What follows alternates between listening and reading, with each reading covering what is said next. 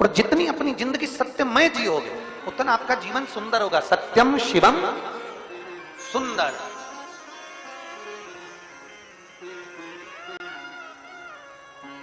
जितना सत्य का जीवन जी सकते। ब्रह्मा जी ने झूठ कर दिया, केतकी के फूल ने झूठ बोल दिया, गौ माता ने झूठ बोल दिया। शंकर भगवान ने केतकी के फूल से कहा सारे देवताओं पर चढ़ेगा पर शिव पर कभी नहीं चढ़ेगा, कभी नहीं। गौ माता तू झूठ बोली है मेरे सामने, तेरा पूरा शरीर पुजाएगा। कन्यादान, वस्त्रदान, मुद्रादान, स्वर्णदान, अन्नदान सारे दान आगे से होंगे पर गौदान पीछे से होगा। गाय की पूंछ पकड़कर किया जाएगा क्योंकि तू झूठ बोल गई मेरे सामने। सारे देवताओं की परिक्रमा आगे से पर गौ माता की परिक्रमा पीछे से होगी। गाय की परिक्रमा आगे से नहीं होती, पीछे से चालू होकर पीछे विराम हो।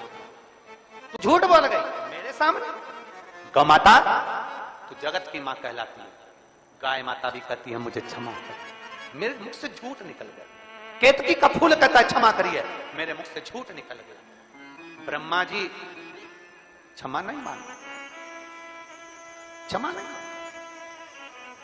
ब्रह्मदेव कह रहे हैं कि आकाशवाणी झूठी है, आकाशवाणी झूठी है। भगवान शंकर ने अपने तुरंत पैर का नख तोड़कर फेंका, काल भैरव प्रकट कर लिया। काल भैरव को आज्ञा करी ब्रह्मा का सिर काट दो। जिस मुख से वो झूठ बोल रहा, जिस मुख से वो झूठ बोल रहा।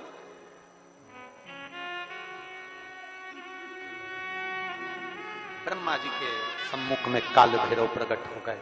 काल भैरव ने अपना हाथ की उंगली का नख तोड़कर फेंककर ब्रह्मा जी के शीश को काट दिया। कटा हुआ सिर लुढ़कता लुढ़कता गया, उनके रक्त निकलता गया। कटा शीश भी झूठ बोलता रहा, झूठ बोलता। सत्य को प्रमाण की जरूरत नहीं होती पर झूठ को प्रमाण चाहिए। सत्य एक दिन उजागर होता ही है, उसको कितना भी दबाया जाए। सत्य को कितना भी दबाए वो उजागर होगा। आज नहीं तो कल होगा, कल नहीं तो परसों होगा, आने वाली पीढ़ी को होगा, पर सत्य सामने जरूर आएगा। सत्य को कोई नहीं दबा सकता।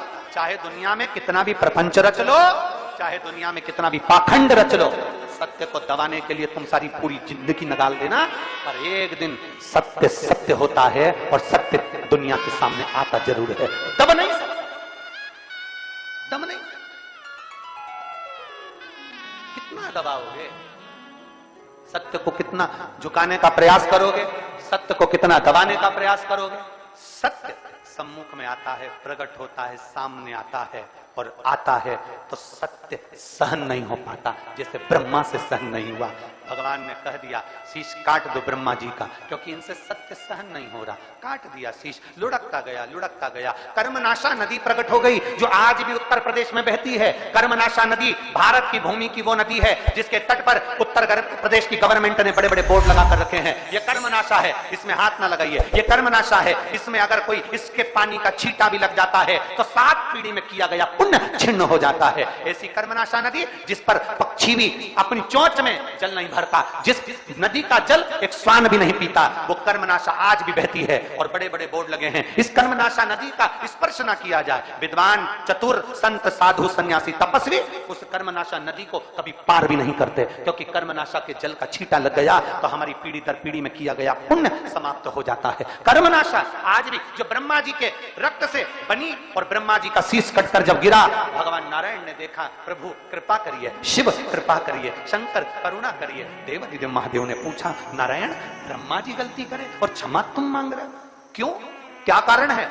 भगवान नारायण कहते हैं प्रभु आप क्षमा की मूर्ति हो नाथ, भोले शंभु, त्रिकालदर्शी, कैलाशी, अविनाशी, आप शांता कारम हो, आप कर्पूर गौरम हो, आप करुणा कारम हो, आप सहज सरल शांत और अपनी चित्तवृत्ति में कैलाश की शीतलता को अपने हृदय में रखने वाले हो, इसलिए आप नम्र हो, आप क्षमा कर सकते